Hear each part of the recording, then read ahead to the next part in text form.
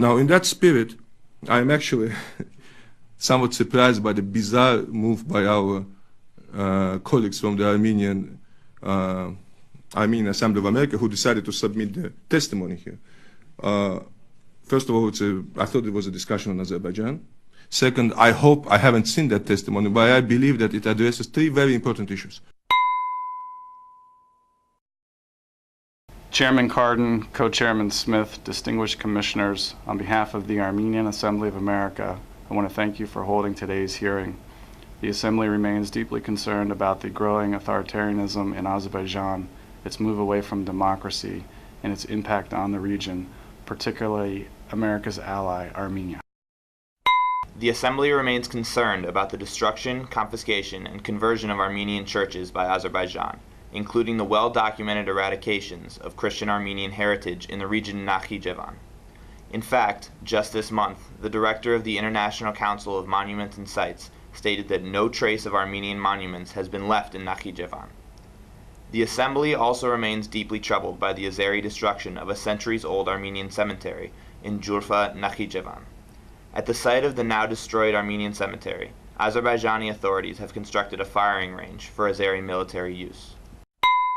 Unfortunately, but not surprisingly, these authoritarian trends also spill into the Nagorno-Karabakh peace process, wherein the Azerbaijani government also continues to violate the 1994 ceasefire agreement mediated under the auspices of the OSCE, including sniper fire into a local Armenian kindergarten and some 200 ceasefire violations last month alone. In addition, Azeri leader Ilham Aliyev and his regime continue their warmongering, including Aliyev's statement last year that "Our main enemies are the Armenians of the world." This statement is reminiscent of the Azerbaijani defense military spokesman Ramiz Melikov, who, as reported in 2004 by RFERL, threatened the very existence of Armenia, stating that in the next 25 to 30 years there will be no Armenian state in the South Caucasus. Azerbaijan continues its rapid buildup of its military and continues to boast that its military expenditures exceed Armenia's entire national budget. In fact, according to the Stockholm International Peace Research Institute, Azerbaijan's military expenditures for 2013 alone exceed Armenia's military expenditures from 2000 to 2010. In addition, Azerbaijan just recently concluded a $1 billion arms purchase with Russia, further tipping the scale against Armenia.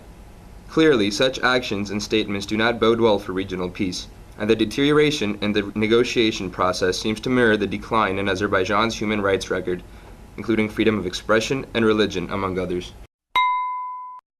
In perhaps the most egregious violation of international norms, last fall, Azerbaijan pardoned an Azeri soldier, Ramil Safarov, who was convicted of brutally murdering an Armenian officer, Gurgen Margarian, with an axe while the latter was sleeping during a NATO Partnership for Peace training program in Hungary in 2004. Safarov was not only pardoned, but was promoted, received back pay for time spent in jail, given a new condo residence in Baku, and heralded as a national hero for his crime. This fundamental rejection of the rule of law adversely affects the Nagorno-Karabakh peace process and sends the wrong message to Azerbaijan's society. The Assembly was deeply troubled by the contemporaneous reports that Azerbaijan used its financial resources and Turkish influence to secure the repatriation of the murderer Safarov. The Assembly, therefore, strongly urges the Commission to examine in detail the Safarov affair, its implications for international law, and its consequences for conflict resolution.